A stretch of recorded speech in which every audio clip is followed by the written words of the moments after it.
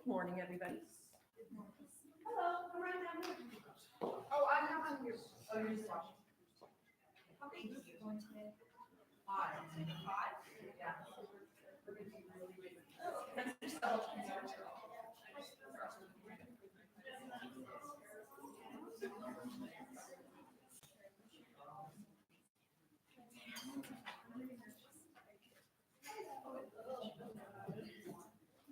Are you drinking a Floyd? Yeah. Is this your book?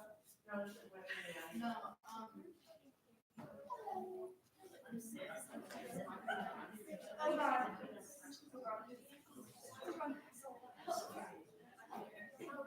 Who did what made math? Yes.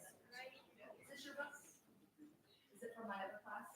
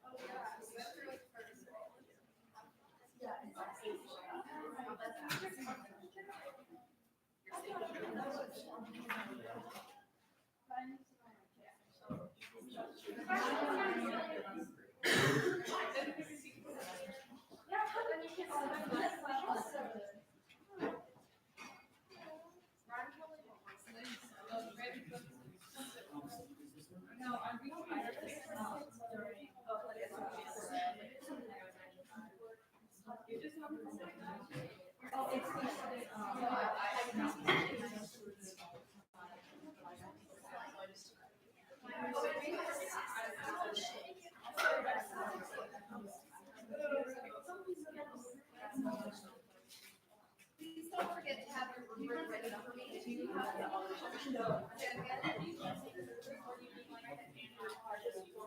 need to bring it, but you should have plenty because two people. Is the clicker with you? It's a different clicker.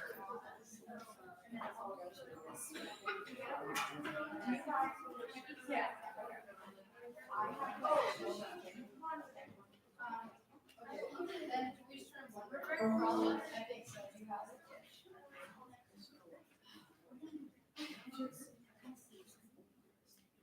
Hi. Good, how are you? Hi, I'm Robert. Nice to meet you. Oh, okay.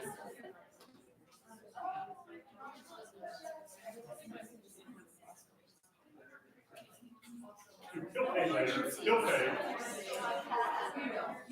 He will pay.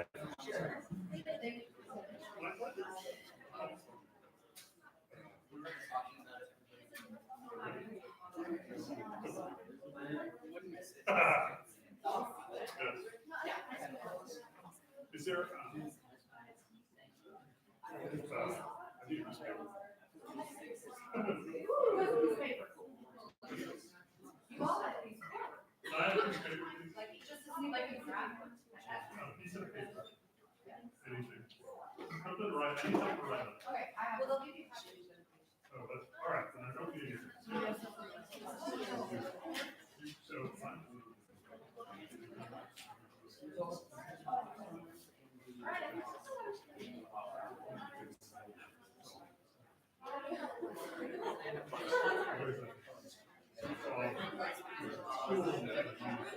Oh my God, hey guys.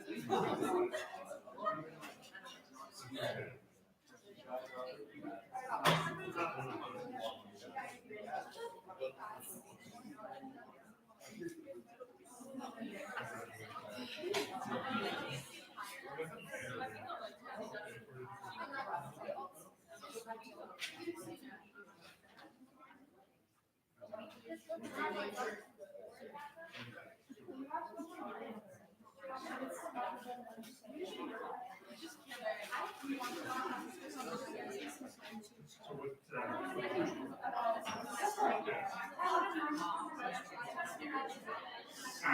like, I have this.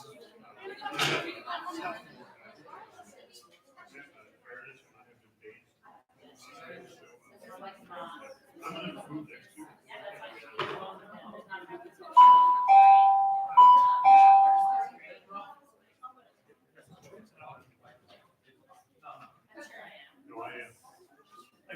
Or his dad.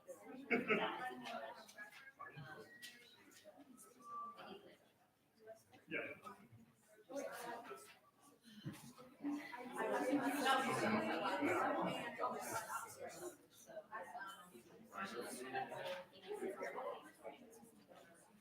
Which Ladies and gentlemen, I have to apologize, two of our board members. One of them had a job-related emergency, and the other one just texted me. He has a job-related emergency as well, so, we have two board members to present to today.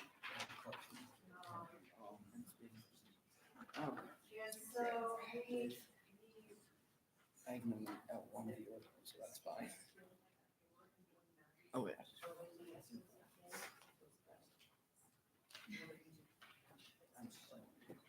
Gentlemen, somebody have a clicker? Yeah, alright. Alright, well, hello, I'm Clark Pearson, I'm Ben. I'm Chris. and this is our presentation about book Dreamland. So, some key terminology for this book. So opioids are products that have been derived from the opium poppy, such as morphine or codeine. You get high from opioids because they bind to the same receptors as acetylcholine, also known as the pleasure hormone. So heroin has many different forms, and we'll be mainly focusing on black tar heroin, which causes the most common overdoses due to its high potency. So Matt Schoonover was born into a middle-class family in Columbus, Ohio. He had a fairly average childhood, but he had trouble learning in school and started partying his junior year. He joined his brother in college, and he began on a self-destructive path of using pills like Percocet and OxyContin. When his parents found out, they weren't worried at all because they were prescribed by doctors and pharmacies. But when he couldn't afford those any longer, he switched to the impure, potent, and cheap black tar heroin. Once his parents found out, he was placed into rehab, and after rehab, he talked about restarting his life, getting a job, and just getting on the right track. But the day after he got back from rehab, he passed away from a heroin overdose, and he's just one of 42,000 people in 2012 that died of a drug overdose. So Dreamland is a story that contains the truth about a serious problem in the U.S. Themes in this novel include drug trafficking and drug abuse. The controversial part of this novel is in what ways opioids should be used. Also, Dreamland depicts the deceit of pharmaceutical companies on society. Alright, Dreamland contains countless ups and downs. Dreamland begins with large pharmaceutical companies such as Purdue. Some of these companies pressure healthcare providers into overprescribing prescription opioids that they claim have little to no chance of addiction. Once people end up becoming addicted and these drugs become far too expensive for them to continue purchasing, they turn to other drug sources that may be delivered from Naira, Mexico. One example is black tar heroin. Black tar heroin can be delivered in a pizza delivery style service where you call a number and it is delivered directly to your door. Countless deaths occur each day due to the potency and the availability of black tar heroin. People are finally fighting back and standing up against abuse and addiction by forming groups such as Hope Over Heroin. So the opioid crisis stems from pharmaceutical companies reassuring healthcare providers that opioids were not addictive. They based this claim off a study by Dr. Herschel Chick. He found that 4 out of every 12,000 patients who were prescribed opioids became addicted. However, his study failed to realize that this happened because the hospital staff was very careful about how much opioids they prescribed, and they rarely gave take-home prescriptions. So, and then healthcare providers started to prescribe opioids very aggressively, and this spiked the overdose. So, here are some statistics which show a 600% increase in opioid overdose deaths. So, according to the Health and Human Services, we can see that 130 people die every day from opioid-related drug overdoses.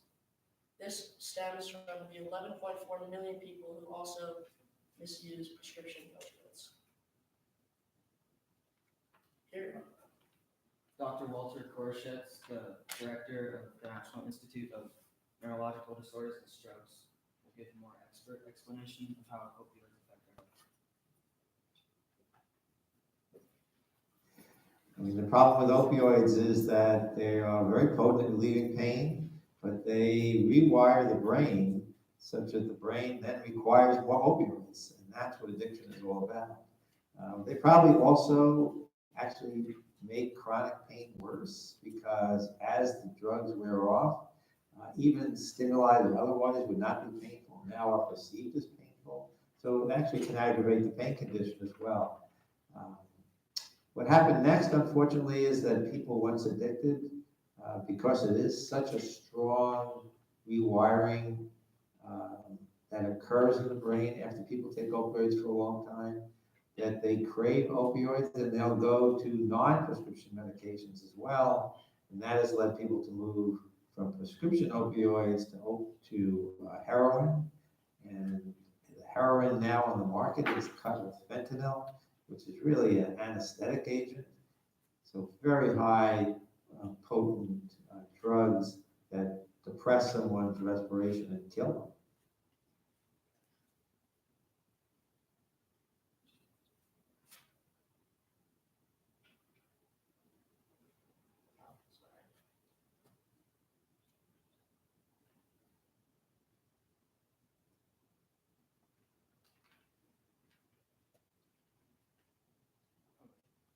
The growing crisis in America is very frightening. This map shows the overdoses in the United States, and you can see the different demographics. About a quarter of the people prescribed opioids misuse them, and 8 to 9% of those people end up switching to heroin in the long run. And the Midwest region of the United States saw about a 70% jump in opioid-related overdoses from July 2016 to September 2017. So some of these numbers may seem really small, but 3 in every 1,000 eighth graders uses heroin. And the problem gets even more frightening when you see that 23 out of 1,000 seniors use OxyContin. The problem with this is that later in life, many of these people start to switch to heroin, which can lead to overdose. So the numbers are extremely frightening and display the importance that Dreamland can have on students all across LPS. In 2016, a portion of teens aged 12 to 17 reported using opioids for non-intended purposes. That percentage doubles when you look at 18 to 25-year-olds. The importance of education cannot be understated. Sports injuries and parents also play a very key role. When a student athlete is injured, they may use opioids in order to get back on the field quicker and back to doing what they love, but they run the serious risk of addiction. So Dreamland contains information about a serious problem right now in the United States. Teens can be influenced in many different aspects of life, and if they do not receive education about it, they can fall into the trap of opioids. All right, so the curriculum importance. Dreamland would be extremely valuable to the English 9 and English 9 honors curriculum. The current syllabus does not include a nonfiction novel, and Dreamland would cover that perfectly. This is a Common Core state standard requirement. The novel would create meaningful textual lessons that teachers could utilize, and it is a complex text which satisfies another state standard. Most importantly, the book would just have an overall lasting impact on students all across LPS. Dreamland could also fit in the current events curriculum. The whole book doesn't need to be read, just key textual excerpts that would help support the class. In this class, students would be able to construct written text which satisfies another Common Core state standard. The opioid problem is currently an issue, so it fit right in with the current events classroom. We interviewed a fellow peer in Rafael, and he said that having key textual excerpts would help him and his peers better understand the problem at hand. Dreamland would be a very influential book in the LPS curriculum. Littleton Public Schools has about a 75% Caucasian demographic, and the current course could educate students that about 78% of opioid-related deaths are also of Caucasian descent. We are all taught that drugs are bad, but Dreamland would teach students the real issues that come along with it and the root of how it starts. They would much better understand the current issue. And education is to connect with students about something they might have to deal with in their future, and Dreamland would do just that. All right, so here we can see some facts relating to Colorado in the red box. And we can see the difference between deaths of those of white non-Hispanic and black white non-Hispanic and black non-Hispanic deaths, a difference of 433 deaths per year.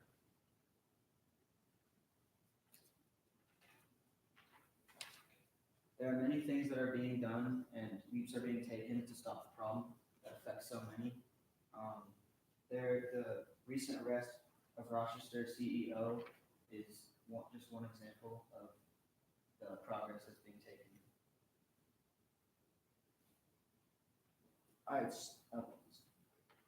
Communities are stepping up in the fight against addiction by coming together as one. A perfect example is in Portsmouth, Ohio, where opioids once ran in the city, but now people are stepping up and standing together in order to change what is happening. All right, there's also legislation that is being passed. A bill of support passed Congress, and this shows great progress in fighting against addiction. It will help first responders aid in the battle against overdoses, and it will help create a place for patient care centers. In Dreamland, it talks about the importance of these care centers, and the bill does that very well. So above is the former CEO of Rochester Drug Corporation, Lawrence Duke. He and other executives in the company were all arrested and charged for countless cases of and accusations against this company for basically getting people addicted to sell more and get more money from it. This shows great progress in the change that's happening across America. And proper education is the key to winning this fight against opioids, and Dreamland will do just that. Thank you.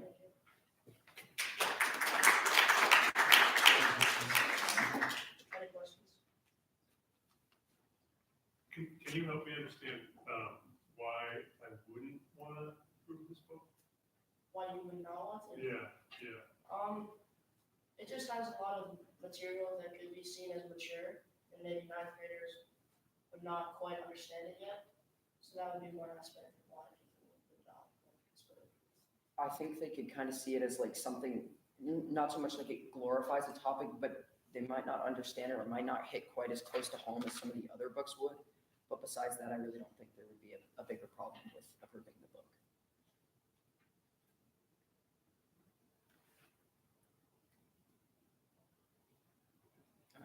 Thank you. Thank you.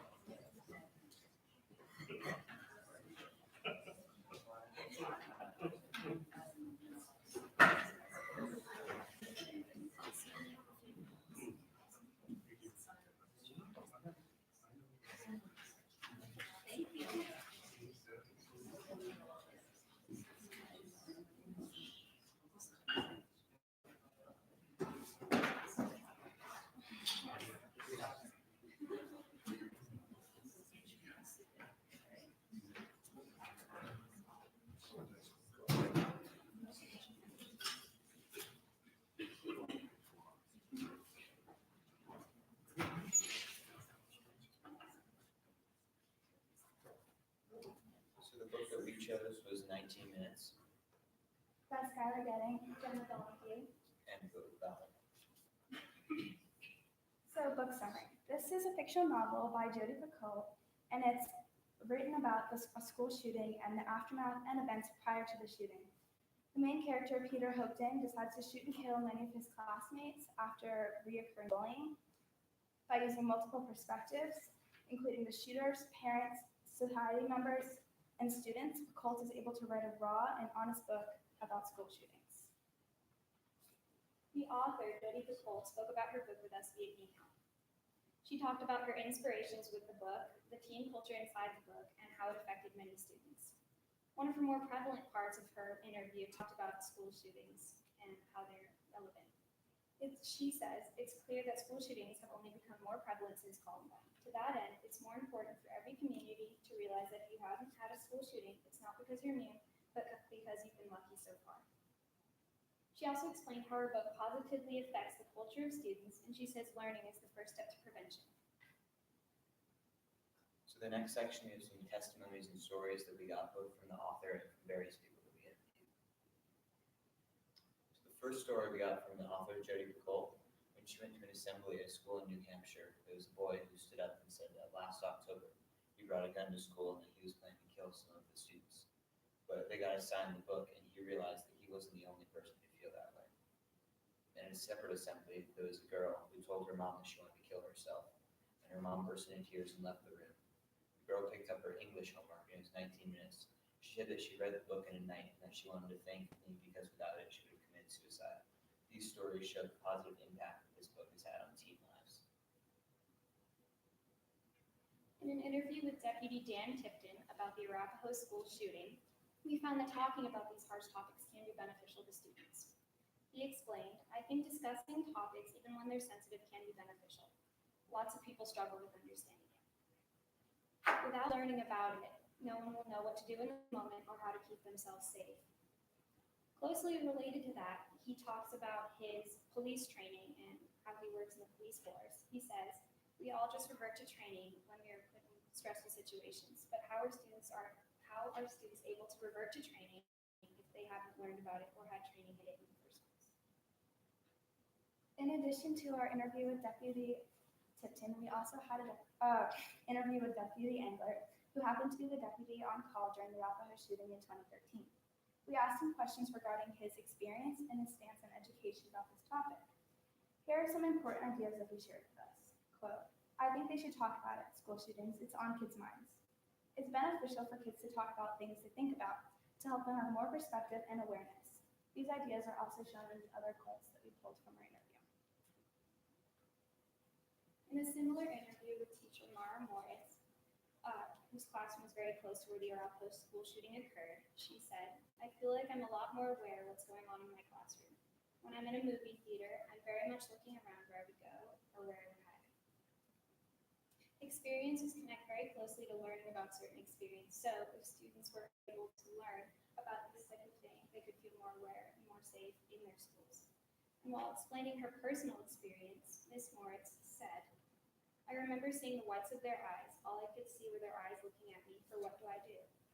If school shootings were talked about in schools and learned about, students would feel more secure in their safety at school and more aware to know what to do when something like this happens. The next section is about some school shootings and facts and statistics.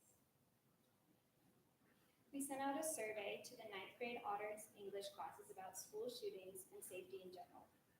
When asked about the benefit of learning about school shootings, 70.6% of the 85 students surveyed said it would benefit them.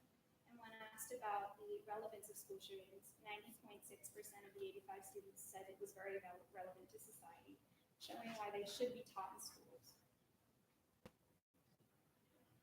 So we also got some quotes in the surveys. Some of the ones that we thought were especially relevant were, shootings have become more and more normal, and it's almost like I'm just waiting until the next one happens.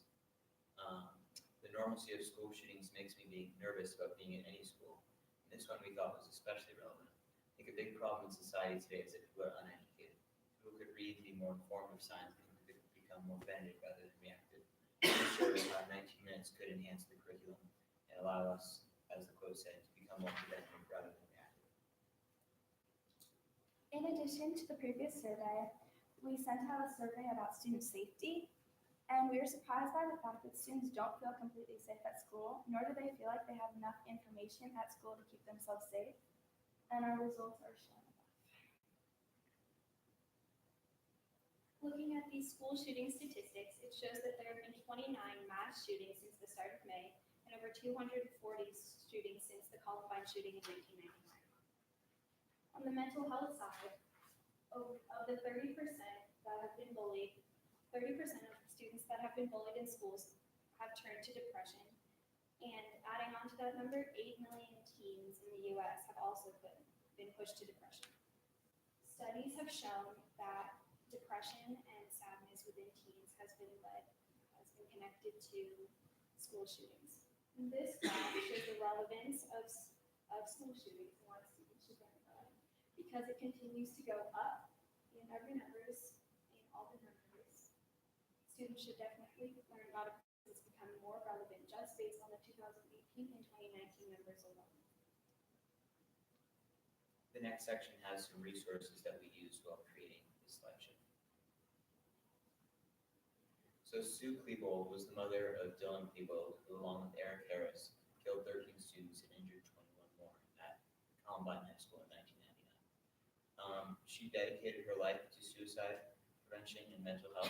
She wrote A Mother's Reckoning, Living in the Aftermath of Tragedy, and she's a speaker of a TED Talk with over 7 million views. We found this quote from her that we thought was especially important. I wish I had known then what I know now, that it was possible for everything to seem fine when it was not. And this shows how it's important for teachers to be constantly checking up on their students to make sure that everything's fine so that this problem doesn't happen.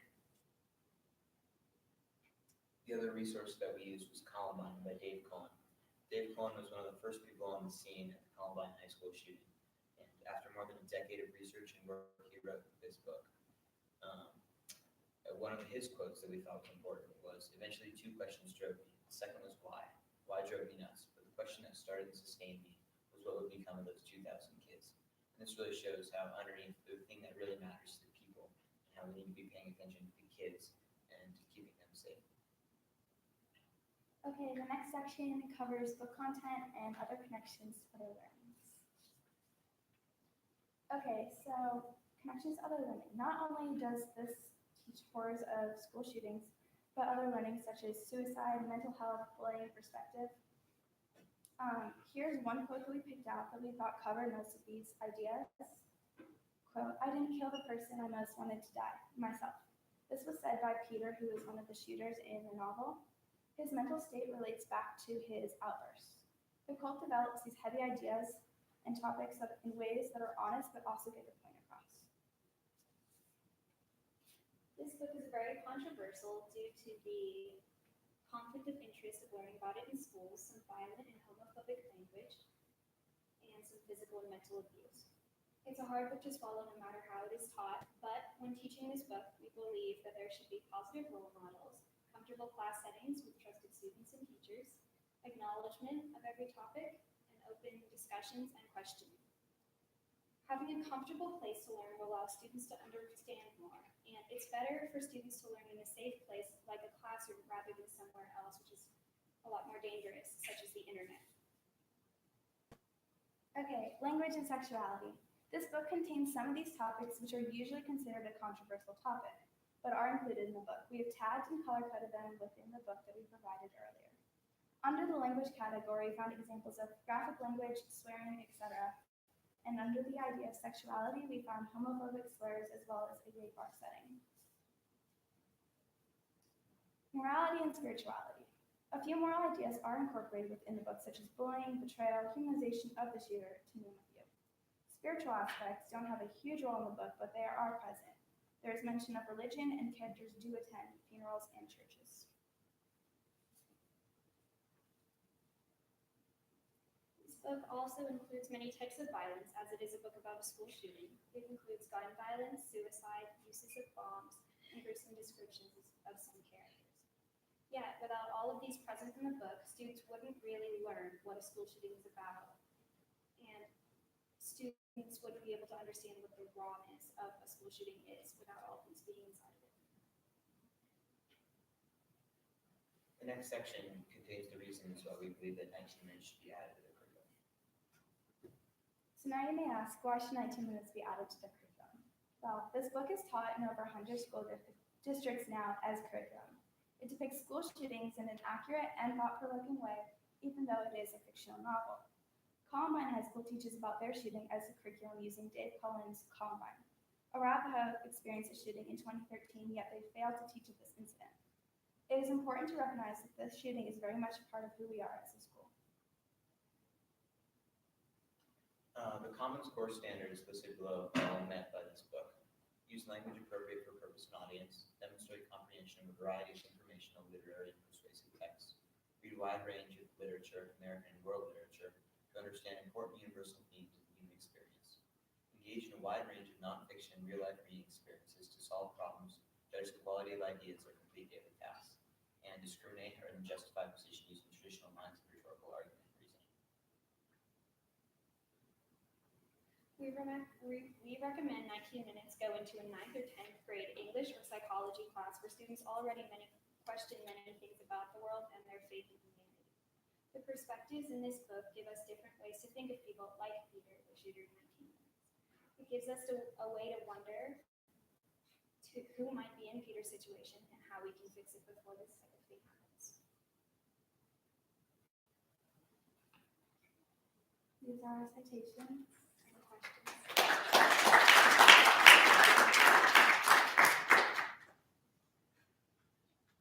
So I really appreciate you guys doing this presentation. I really, this is a very hard topic for me.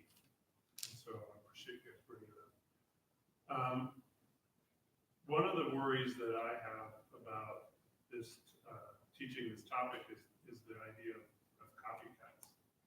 So, you know, there's some people who believe the 13 Reasons Why prompted a spike in suicides. And so, can you help me understand why, you know, what reasons you think I shouldn't have for worrying about copycats? So this book really focuses on not glorifying the shooter and instead focusing on the things that led up to the shooting itself and how everything that went wrong and what could have been done to prevent it. So it really focuses on trying not to glorify the shooter, but instead all the destruction that was caused and the negative aspects of what happened before and after. And also, we explained a story where a kid brought a gun to school and was going to shoot at the school, but he did read this book and realized that was not a good idea and didn't do it. Therefore, showing the 19 minutes is positively affecting students. Okay, thank you. You guys argued at the beginning that it would help you know what to do.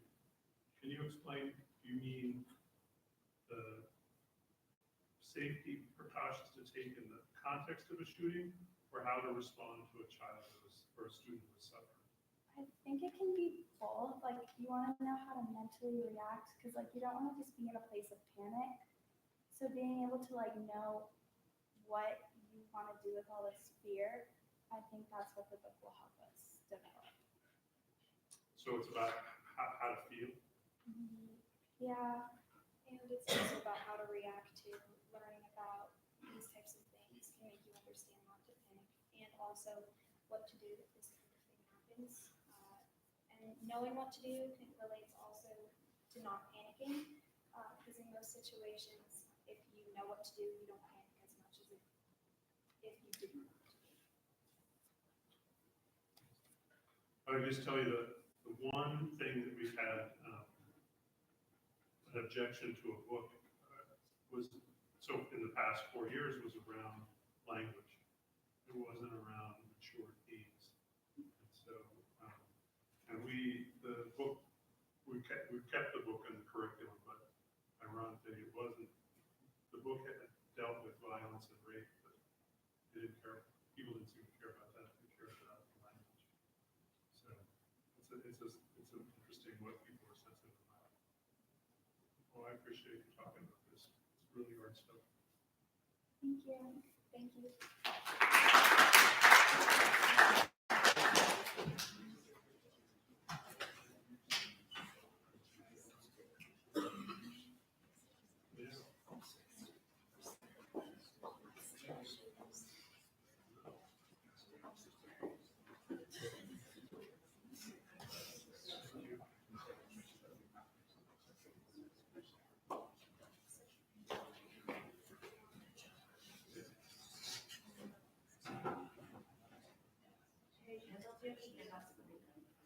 Yeah. We already, oh, yeah.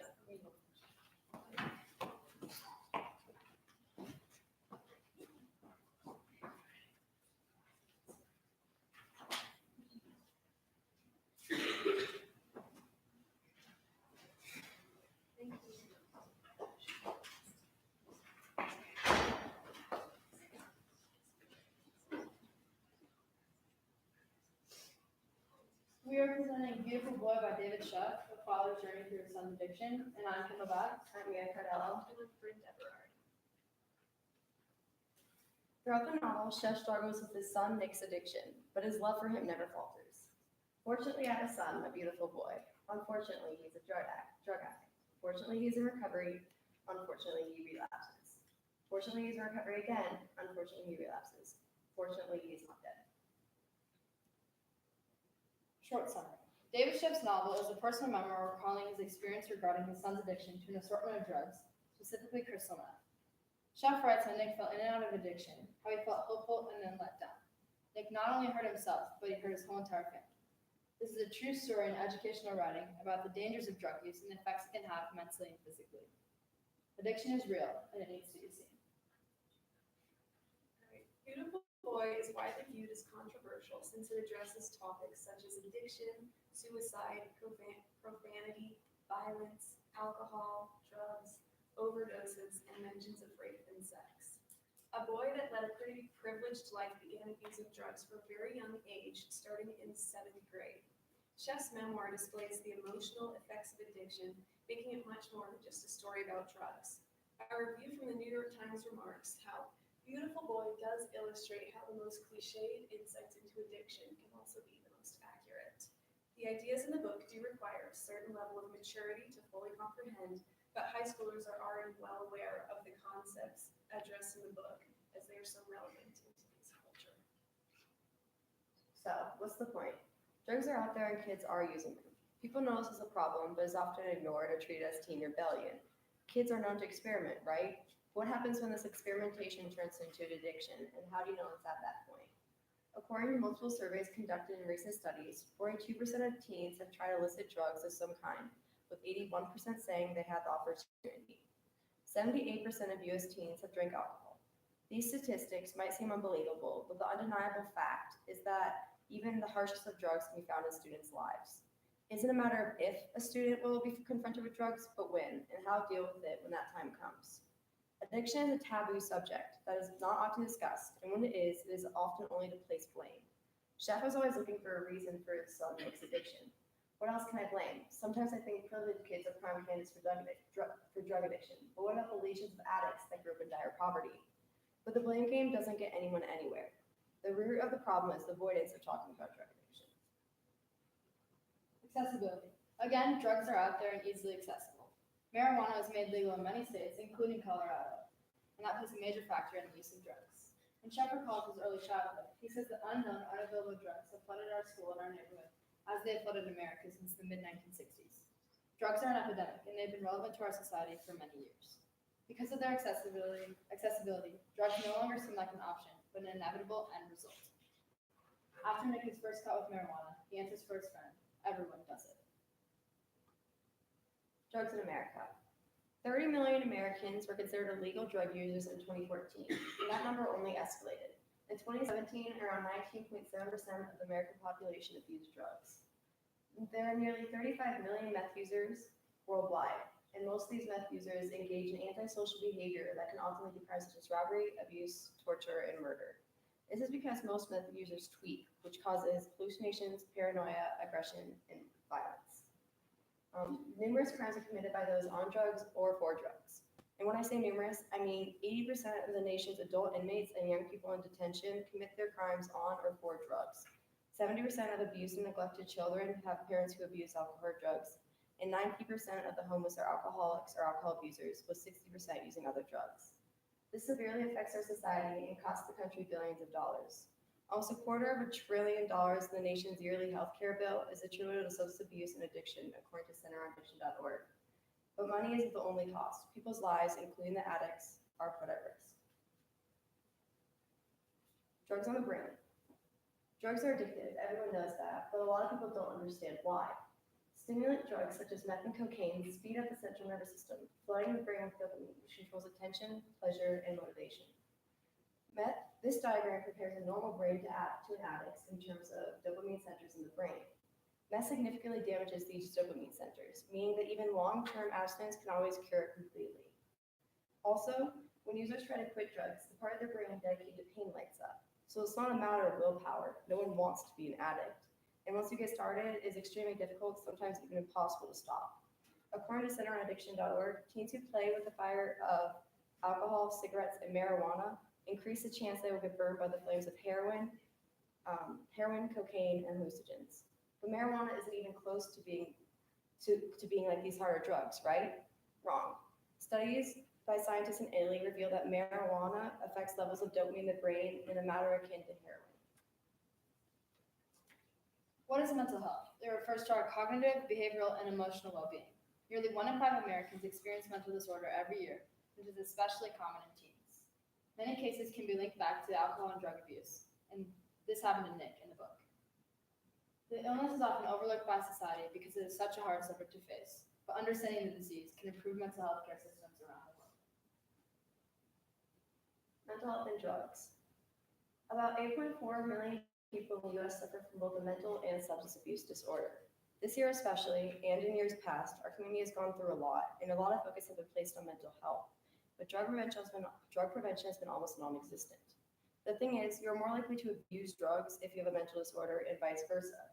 In the book, Schaeffer calls Nick's early drug abuse, it, meth and drugs, also makes you paranoid, delusional, destructive, and self-destructive. Then you do unconscionable things in order to feel bright and shiny again. This just further demonstrates the connection between drug abuse and mental disorders. Okay, effects of drugs. Drugs completely realign the chemistry of the brain. They alter moods, emotions, and the way a person behaves. The author of the book often remarked how Nick was a completely different person when he was on drugs. Family members can become completely dependent on how a person is doing and whether or not they have relapsed. This happened often in the book because Nick often leaped in and out of sobriety. It costs the country millions, even billions of dollars a year, and it creates a loss of productivity in the economy. The individual is not the only thing that is harmed by use of drugs. We interviewed Arapahoe counselor Mr. Wadsworth about drugs and mental health in the Arapahoe community. He stated, "It's not a surprise that drugs are in the Arapahoe community, but it's all about being prepared. Perhaps taking the preventative measures and educating ourselves can help more than we believe it can. The counselors have been through a situation not unlike Nick's." Wadsworth said, "A student in the past was really struggling with addiction. It was hard for her to maintain a normal life and even harder for her to get clean. He believes that problems with mental health make it so much worse. It compounds the problem." Mr. Wadsworth answered, when asked about why teens use drugs and ignore the risks, "I think part of it is just peer pressure in young teens. The idea of trying to fit in plays a major role in students who begin to use drugs." Treatment options. Medications, sponsors, therapy, and rehab centers are all examples of treatment options for addicts. The problem is that none of these options are very successful. Drug abuse is often treated as taboo and not thought of as a disease, but that is what it is. According to CenterOnAddiction.org, we must recognize that substance abuse and addiction is disease, not a moral failing or easily abandoned self-indulgence. We must recognize that it's a complex disease with neurological, physical, emotional, and spiritual components. Why? Warriors always take care of one another. It is our job to educate others on the effects of drugs, and oftentimes drugs are used to handle academic, athletic, and personal stress. Chef's novel is an ideal example and brutal reality of a drug-addicted teen. It shows the effects on Nick's body and those around him. If we know the facts and realities of addiction, we can stop and think for that 1 second more, and that 1 second can prevent us and our peers from using and make all the difference. Right, state standards and reading level. According to the Lexile reading level scale, Beautiful Boy is at a 12th grade reading level. Most 9th grade honors students are already reading at either a 12th grade reading level or higher. The topics discussed in this book require critical thinking and class discussion to fully comprehend. It has detailed sentences, profound words, and high-level ideas to challenge the reader. The book is scattered with scientific facts and data, better informing the reader on the concept, telling more than just a story. The novel encourages people to form their own opinions and learn about something very common that isn't addressed nearly as much as it should be. How do we apply the novel? Obviously, drugs are a hard subject to conquer, but is needed in many classrooms. In an honors English 9 class, this novel with its controversial ideas would make a solid fit in the thought-provoking books we have read all year. In a high school level health class, students could look at the effects of drugs on the brain and body physically. In the psychology or human behavior class, the psychological effects of addiction could be looked at, and we could see how they are important to mental health. In the U.S. history class, we could look at how drugs are an epidemic and how they've affected decades in our past. In the sociology class, drugs are obviously a social issue, and that could be studied. So, what's the top line? Drugs aren't just a problem, they're an epidemic.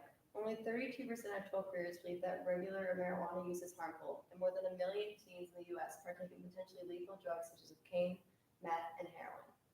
Nick had a loving family that educated him on drugs and addiction. This did not stop him from becoming an addict.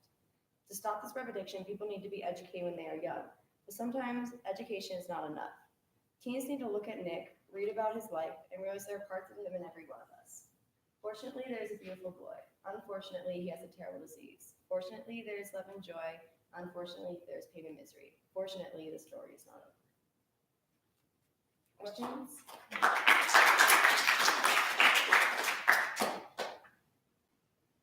So after 3 presentations, I sense a theme to all these presentations, which is things that scare the bejesus out of me as a dad. So, and for all of the things that you guys are talking about, the idea is that we should talk about those things so they won't be so scary. And I agree with that. But it makes me wonder, are there other things that we're not talking about that are too scary, that people won't let us talk about? And I realize that's a little off topic from your presentation, but since you were third, I figured out the pattern. Yeah, I see that too, definitely. Are there things that you wish we could talk about and get good books about to read that are just too scary for the adults?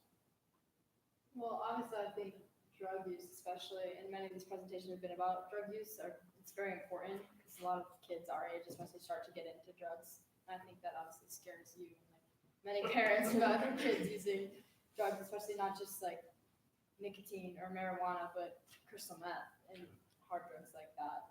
And I think people really need to know the facts about that and the effects it can do. What about pressure on you to get into college or get a job? Is that something I should be scared about?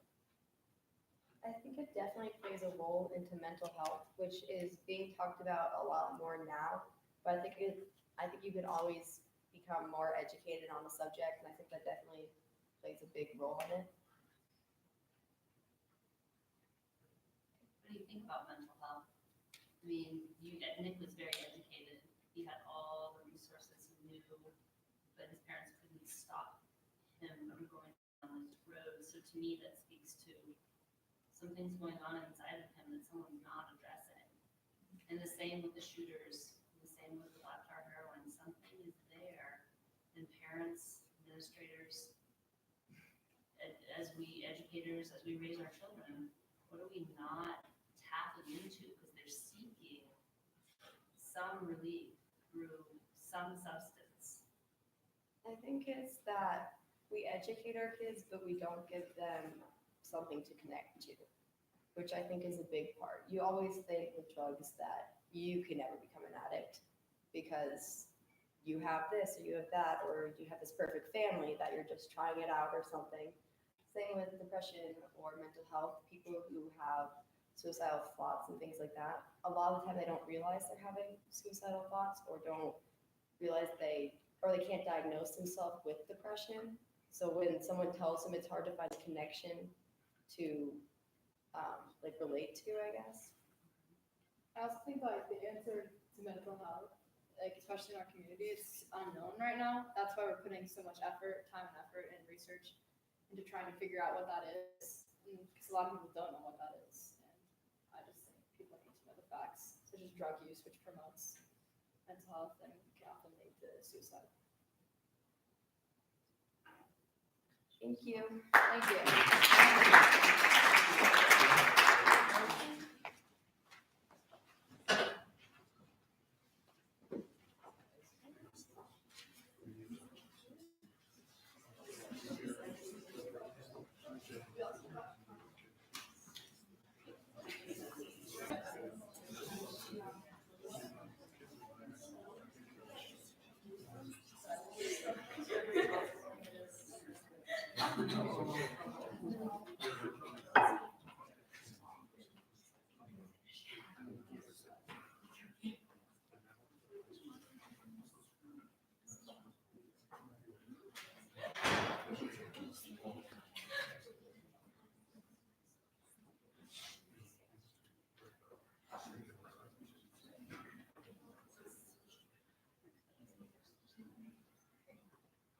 So our presentation was on the book Stolen. I'm Lane Marcus. I'm Dakota Shaw. I'm Kitten Turbelli. So story of human trafficking survivor Catalyst Rosenblatt. First recruited at 13 years old, she was a girl who had a desire to be loved and accepted, but also had a lonely and abused childhood. She slowly fell into the hands of a young woman who gained her trust, slowly lured her into a child prostitution ring. Years afterward, a cycle of drugs, threats, violence, and false friendship kept her trapped. Some of the harsh or controversial topics discussed in the book include prostitution, drug abuse, abusive relationships, and domestic violence. What does stolen mean? While the title may make you think that she was kidnapped, it actually refers to a stolen childhood and a stolen family, basically. She said herself that stolen refers to my stolen innocence and identity. It became what others wanted, and in the process lost part of myself. American society is experiencing a surge in stolen innocence as we give up so much for so little in return. We need to teach our sons and daughters to protect of their sexuality and beware of predators.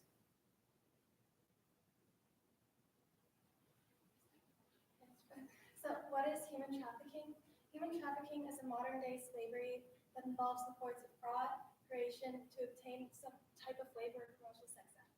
It's a hidden crime because victims rarely come forward for fear of language barriers, fear of traffickers, and law enforcement.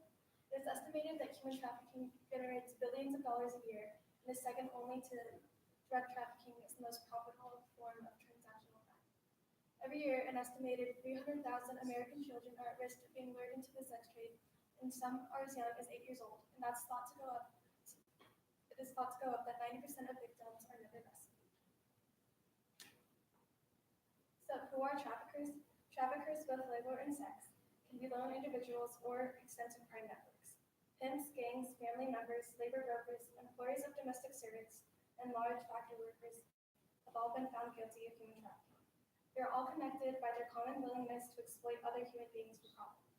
Often, female traffickers are used to recruit women and children. They try to gain the trust of victims through incentives and credibility.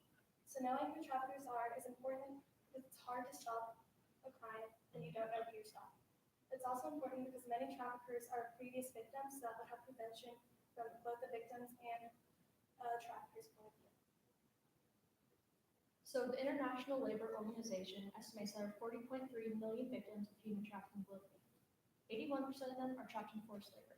25% of them are children. 75% are women and girls. And the forced labor and human trafficking is a $150 billion industry worldwide, and the U.S. alone is a $9.8 billion industry.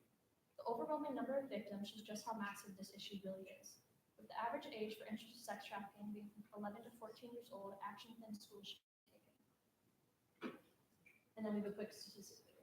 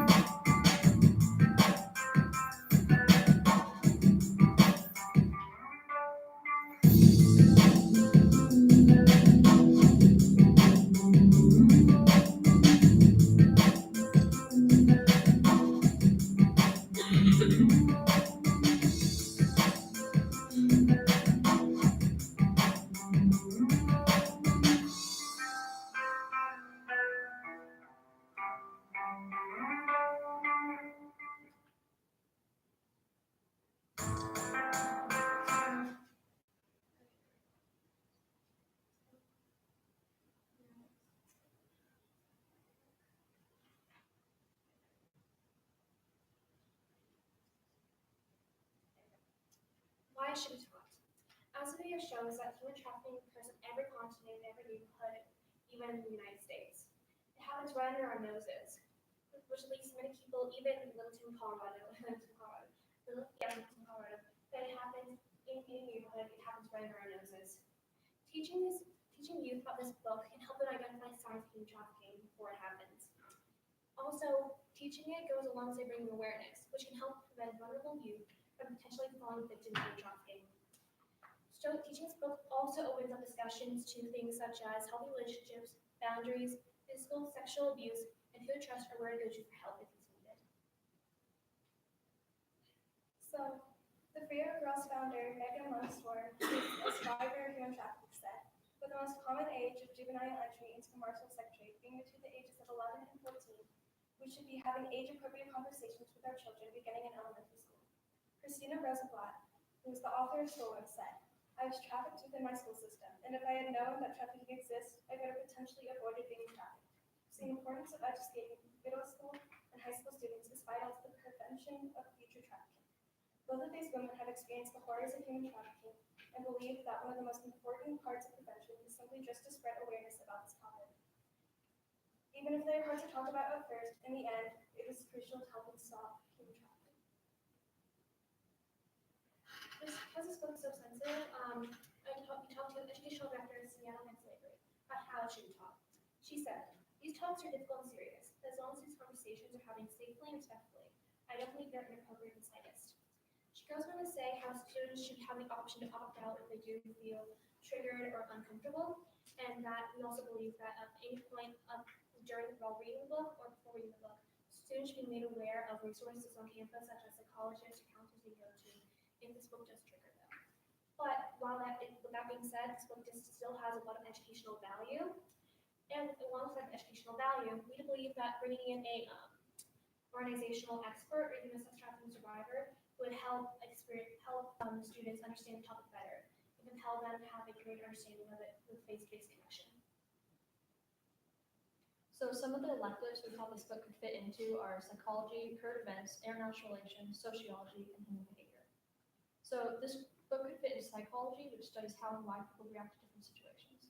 This book would help challenge the students and help them think about what a person has to do to endure a situation like this. Current events would also be a good choice for this book's placement because it discusses what is happening in our world today and how human trafficking is becoming a bigger topic and more serious concern that people, especially students, should be made aware of. International relations studies conflict and human rights throughout the world, and unfortunately, human trafficking is seen in every single country, which makes it even more important for people to understand the problems. Sociology focuses on society and what is seen as acceptable in today's world. Students should be taught to teach kids that abuse and harassment are not normal and shouldn't be tolerated. Human behavior looks into controversial issues such as drug addiction, and human trafficking would fit in this curriculum because it is a topic that can be uncomfortable to learn about, but is necessary information. So how does Stolen meet the high school curriculum? It has key themes such as survival and faith, and shows complex development, like how Christina transformed from a young and naive teenager who was tricked multiple times into human trafficking into a strong and independent woman who now advocates for human rights. It has a 9th grade and above reading level, but it can be hard to read at times, and therefore it should be taught with caution. One way to help teach this book would be have a lot of books surrounding this topic, and Stolen being an option that students can read. It's also important to remember that both teachers and students have to be sensitive to this topic, and they have to be cautious about what they say. And they don't want to push anyone into something they are not comfortable with. But it's also important because it teaches life lessons such as faith and resilience, and that things can and will always get better if you work for them. It also teaches lessons that can be used outside of the classroom. So we have a quote from our author to sum this up. Parents, teachers, ministers, and counselors, I just want them to be aware and understand the kind of pain this exploitation leads to. There's something all this can do to end trafficking, but it starts with knowing what trafficking is, and it starts with reading this book and learning how to identify the signs. Many Americans live with ignorant bliss the harsh reality of sex trafficking. Human trafficking is often seen as a problem that occurs only in foreign countries and poverty-stricken areas, but that simply isn't the truth.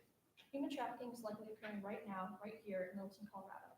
In order to protect our students, the issue needs to be discussed. By allowing Stolen into our curriculum, lives and futures can be saved. Thank you.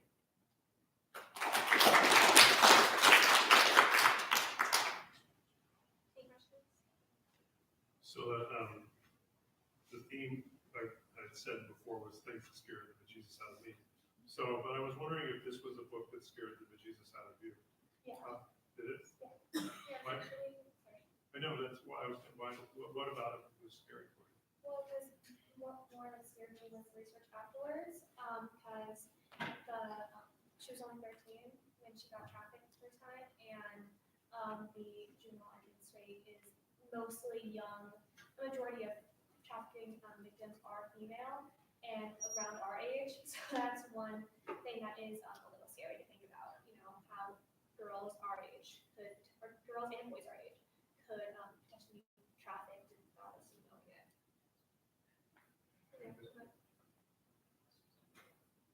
Is there a socioeconomic group? Is it are kids, are parents negligent? Like, what are the issues around how this happens?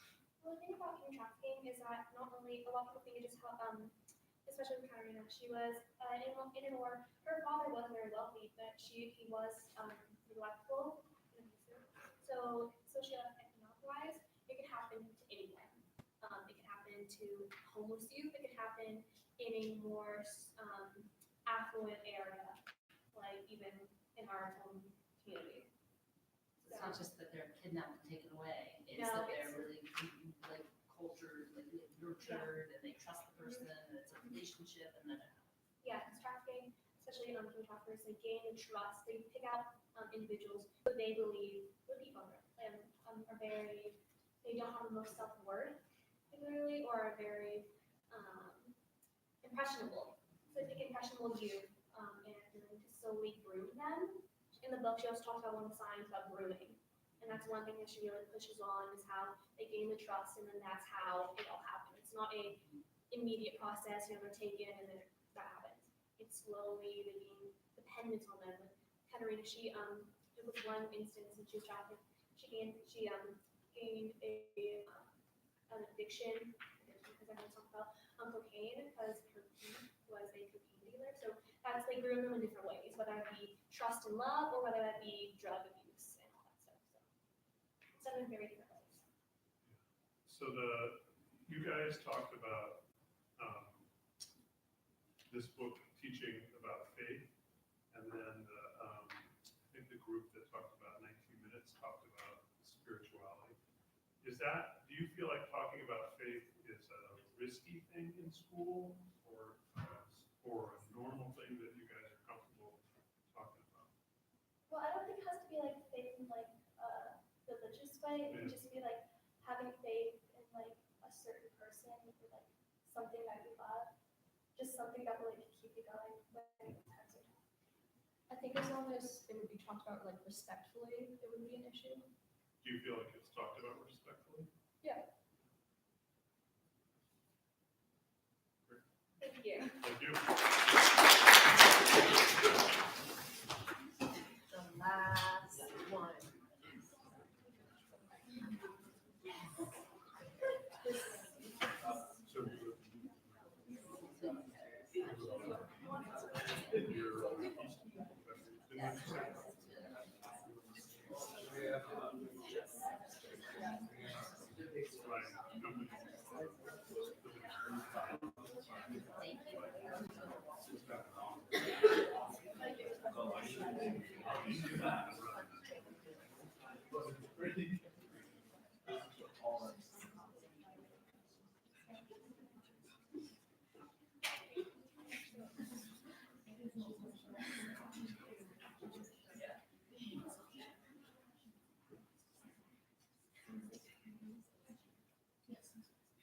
Our book was No Pity. I'm Mandy Garlinsky.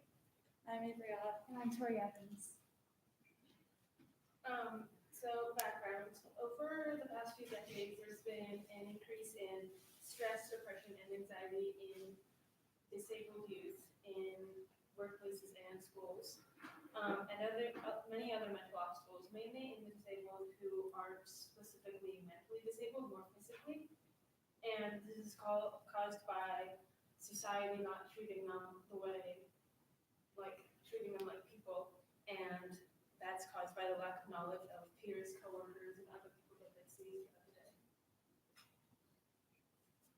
day. Our literary merit. So our author, Joseph P. Shapiro, has achieved many awards, and the few important ones include the George Foster Peabody Award, George Polk Award, Robert F. Kennedy Award, and many more. And our book, No Pity itself, is ranked on Amazon's best-selling list in 3 categories overall. Joseph Shapiro is a very refined author, and his work is very important. Okay, so No Pity by Joseph B. Shapiro is an informative read that spreads knowledge of the way that people with disabilities are treated. The first portion of the book has information on the varying lives between non-disabled and disabled people. The rest of the book is stories of how people with disabilities face discrimination in school and in the workplace. The novel explains the problems that handicapped people go through normally, and it can inspire people to help with change. So, we conducted an interview with Robin Gentry, who's a special education teacher. She teaches children K through 5 with mild to moderate disabilities. These include learning disabilities, autism, and ADHD. These students come to her classroom for an hour to an hour 15 minutes to learn about math and literacy. This classroom is perfect for them as they get to learn in a beneficial area. The students that come to see her spend most of the day in the general classroom with their peers. She has experienced no hate or unfairness or discrimination towards any of them. Teaching these students has taught Ms. Gentry that getting to know kids' strengths, you can also help them learn and grow. She has better appreciation for their struggles and hopes to include everyone. So our book fits in the U.S. history curriculum because the state requirements are critical thinking, ability to analyze historic events, as well as patterns that change over time. Our book, No Pity, provides information about laws that were passed during the disability movement. And it also gives stories that portray patterns of how the movement was important and why it was important. So it also fits in the American government and civics curriculum. The state requirements are analyzing citizens with their rights and roles and the government structure along with its origin and impact on society. So it shows varied ways of people that are challenging their rights and along with the struggle for equality. It also shows the government's involvement in the disability movement and also through granting laws. For LPS, it includes government's purpose, structure, and studying the U.S. Constitution along with political elections and rights. Readers and writers are able to get information in a chronological order that will help benefit them in their learning about the movement. Why it should be included in the social studies curriculum. So we have 3 main points. The first one is how the book can educate those who aren't disabled and raise awareness about how they're being unfairly treated. Our second point, it can create a sense of pride and have disabled youth realize that they are equal to everyone else, no matter how they're treated. And our third point is it may influence the change of workplace and school place behavior that can be seen as discriminatory, and help get more hydraulic lifts on buses and things that are needed in everyday life. So the first point, there are 61 million people living in the U.S. alone that are living with a disability. That is every 1 in 4 people that are being discriminated against. From the 1960s to today, countless disability movements and protests for equality and safety of those mentally and physically disabled. And it tells about those movements and how they're a focus of the book, and tells stories about individuals who took part in these movements, and how the school should educate on the rights of the disabled movements and their hardships. So there are laws in place that are such as like the Rehabilitation Act, Individuals with Disabilities Act, Americans with Disabilities Act, and other organizations like the Job Accommodation Network, American Association of People with Disabilities, and the National Council on Disability. Many apartments, businesses, and forms of transportation have adapted to fit the needs of disabled people. For example, apartments created low countertops and transportation forms have evolved such as motorized wheelchairs, prosthetic limbs, curbs, and hydraulic lifts. So the story, No Pity, creates a sense of pride to those who are disabled. It provides a chance for people to find their identity rather than being named as a poster child, such as in movies and magazines. As people become prouder of who they are, they begin to purchase neon wheelchairs that are easier to maneuver and cause more people to see them. The book shows how people can come together and fight for more laws to be passed. So throughout various movements, studies have shown that when people have the same issue, that they stand together and help one another. And more organizations are formed, such as John Accommodation Network and the National Council on Disability Affairs. People also begin to praise their disabilities because talents are unlocked rather than hindered due to specific needs, such as limbs, eyesight, all kinds. And people begin to surround themselves, especially with the organizations, and that creates a positive atmosphere and allow them to be more proud of who they are. So No Pity contains the potential to prevent discrimination and bullying in schools as well as the workplace or life in general. Stories in the book are provided about children who are bullied because of their needs, but they overcome those through certain steps and through teachers that help aid them. And students also learn that they are just people and they deserve to be treated as such. Also, there are stories about how the government learned of mistreatment in nursing homes for the disabled and why those have come to stop. There's about 15% of people around the world who have some type of mental or physical disability. And yet some schools do not teach about these hardships or movements. If disability movements were taught in schools, it would be more normalized by society, and there would be more hydraulic lifts, more ramps, etc., to make being disabled less of a special thing and more integrated into regular life.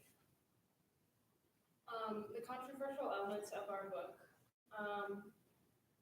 It compares itself to the civil rights movement, which can be seen as controversial depending on the person's opinion. And then it includes several verbal and points about sexuality, violence, and depression. As shown on the approval sheet, a few examples are on pages 109 and 191, and it discusses unwanted sexual assault and rape towards mentally disabled women. And most of chapter 9 talks about a man that wanted to die and how the doctors were seen as that was allowed for him to end his own life just because he was disabled. So U.S. history is a 9th grade class, and the AP American Government is 11th, 12th grade class. We use the gunning fog method. We found that the reading level is 7.6. However, No Pity has content that qualifies it for 9th grade and above grade. So we believe that this novel should be integrated into the curriculum because it brings awareness to how peers feel. It also may stop the stigma around disabilities and create more opportunities for these people. And in the classroom, many good discussions can be led about the rights of people with disabilities. Thank you.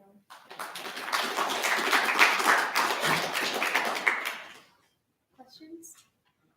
So did you guys see any connections, or what connections did you see between the things that are discussed in this book and things that you see in Arapahoe every day, or things that you see in Littleton or wherever you live every day? Did you see connections between what you learned from this book and what you see around you? Well, in the beginning of the book, it talked about how disabled people were discriminated against and how they were treated pretty awful. And later on, it showed more respect toward them. And there definitely is respect toward people with disabilities at Arapahoe, and how everyone is willing to come together and fight those hardships that we come.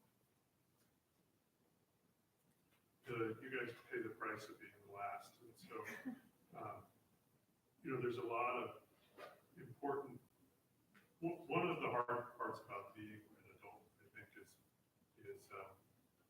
spending time doing things that are meaningful. And so, I think that's a part of being an But there's a lot of kind of inspirational things that have been talked about, helping people with mental health problems, particularly with addiction problems, fight sex trafficking, helping people gain their rights. Were there any things in all of these presentations that you found, inspirational or maybe interesting in terms of things that you want to do in the future? For me, And it doesn't, you won't lose points if you say, I don't care about, this is not what I want to work on, you know what I mean? You're not being judged by owning your topic here. yeah, I think for me personally, when we were picking books and topics that we were interested in, mental health was something that I was really interested in, and seeing how with the addictions and how those things have varied and become in society really kind of intrigues me, and I want to help those people the best I can, whether that means with people with disabilities or people with drug addictions or in sex trafficking. I want to try and help those people however I can. I agree, just knowing all the different viewpoints of different people, like between disabled and drug addicted, and just seeing how life's different and how we can make that better, because it's not always great. Thank you.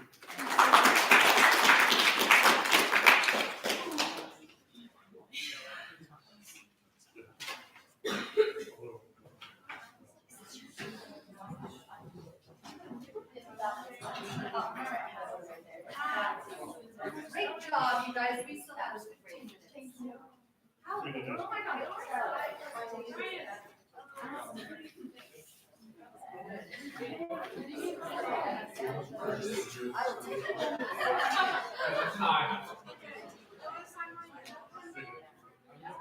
The crazy thing is, when we did review this, cameras, we all got one. That's how.